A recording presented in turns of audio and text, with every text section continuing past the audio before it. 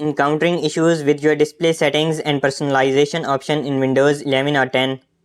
No need to worry, we have got a quick and easy solution for you. In this tutorial, we will guide you through troubleshooting steps to resolve common problems that may be preventing you from customizing your display. Get your desktop looking and functioning the way you want it to with our easy to follow tips.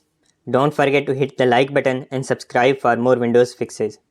Step 1. Right click on the Start button and select Device Manager. Step 2. Locate and expand the display adapters category. Step 3. Right click on your display adapter and choose Update Driver. Step 4. Select Search automatically for updated driver software and follow the on-screen instructions. Step 5. Restart your computer. Updating graphics drivers may resolve issues with display settings and personalize in Windows 11 or 10.